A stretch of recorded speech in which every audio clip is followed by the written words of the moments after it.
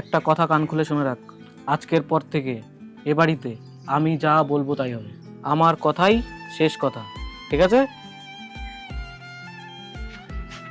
শোন, আমি ফ্রেশ হচ্ছি, আমার জন্য চাউমিন বানিয়ে দিবি। তুমি তো এই সময় চাউমিন খাও না। কি বললাম আমি? আমার কথাই শেষ কথা, তাড়াতাড়ি বানাবি।